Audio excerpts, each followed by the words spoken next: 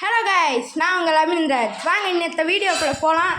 இன்றைக்கி எங்கள் பாட்டி எனக்கு பிடிச்ச பலாப்பழம் அல்வா செய்கிறாங்க. அதுதான் எங்கள் வீட்டோட ஸ்பெஷல். சூப்பராக இருக்கும். நீங்களும் அதை பாருங்கள். நல்லா ப்ரௌன் ஆயிடுச்சு. அப்புறம் வாங்க இது எப்படி செய்கிறதுன்னு எங்கள் பாட்டிக்கிட்ட கேட்டு தெரிஞ்சுக்கலாம். சொல்லுங்கள். முதல்ல அடிக்கணமான பாத்திரம் ஒன்று இதில் வச்சுக்கணும். வடைச்சட்டியாக இருந்தாலும் சரி, இந்தாலியம் பாத்திரமாக இருந்தாலும் சரி வச்சுக்கணும். அதில் ஒரு 6 ஸ்பூன் அல்லது 7 ஸ்பூன் நெய் விட்டுக்கணும். அப்புறம் பலாச்சொலைகளை பொடியாக அறுத்து அதில் போடணும். போட்டு ஒரு 10 நிமிஷம் அந்த நெய்யிலேயே அந்த பழம் இருந்துச்சுன்னா சூடாயிரும். பலாப்பழம் சூடான உடனேமே நாட்டு சர்க்கரை, இப்போ நம்ம எவ்வளோ வச்சுருக்கிறோமோ சொலை அந்த அளவுக்கு, இப்போ ஒரு 1/4 கிலோனா ஒரு 200 கிராம் சர்க்கரை போடலாம். ஒரு 1/2 கிலோ சொலைனா ஒரு 400 கிராம் நம்ம டேஸ்ட்டுக்கு தகுந்த மாதிரி சர்க்கரை போட்டு நல்லா சூடானதையும் அதை கிளறி கிளறி விட்டுட்டே இருக்கணும் ஒரு 15 நிமிஷம். அப்புறம் ஏலக்காய் தூள் நம்ம டேஸ்ட்டுக்கு தகுந்த மாதிரி ஏலக்காய் தூள் போட்டுக்கலாம். போட்டு திருப்பியும் அதை சிம்மிலேயே வச்சு வடைச்சட்டி கிளறிட்டே இருக்கணும்.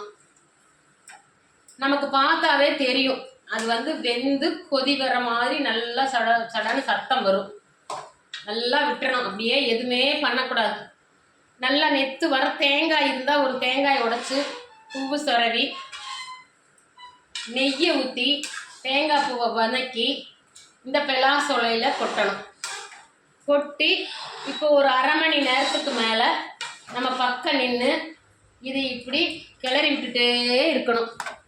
அப்போ தான் நமக்கு தகுந்த பக்குவம் வரும்போதே நமக்கு தெரியும். இப்போ நான் 15 நிமிஷம் ஆச்சு இதை வேக ஆரம்பிச்சு. பின்ன குக்கரில் வைக்கக்கூடாது, தண்ணி ஊற்றி வைக்கக்கூடாது, வேறு எந்த மெத்தடும் கிடையாது. தனியாக சீசன் பழம் வந்தால் ஒவ்வொரு சீசனுக்கும் ஒவ்வொன்றும் நாம் செஞ்சு சாப்பிடுவோம். அந்த இதில் இன்றைக்கி பலாப்பழத்தை செஞ்சு என் பேரன் கேட்டான்னு நான் கொடுத்துட்ருக்கேன். இது என் மகன், என் பேரன், என் பிள்ளைக, பேத்திகள் எல்லாருக்குமே ரொம்ப பிடிக்கும். நான் நேச்சுரலாக செய்வேன். கூட எதுவுமே கலப்படமே செய்ய மாட்டேன். அதனால் எங்கள் வீட்டில் எல்லா சமையலுமே எல்லாருக்கும் டேஸ்ட்டாக பிடிக்கும். இப்போ எங்கள் பேரன் ரகலைனால இது வீடியோ போடுறேன், இல்லாட்டி போட மாட்டேன் நான். இதெல்லாம் நீங்கள் எல்லோரும் பாருங்கள். இந்த முறைப்படி செஞ்சு பார்த்துட்டு நீங்கள் சாப்பிட்டுட்டு அப்புறம் உங்களுடைய ஸ்டேட்மெண்ட் என்னங்கிறத சொல்லிடுங்க. எங்கள் அபிநந்தராஜ் அடுத்து சொல்லுவார். நீங்கள் பார்த்துருப்பீங்க, சூப்பராக செஞ்சிட்ருக்காங்க. கலரும் நல்லா வந்திருக்குது. அதனால் இதில் ஏதாவது உங்களுக்கு டவுட் இருந்ததுன்னா கமெண்ட்ஸில் கேளுங்க.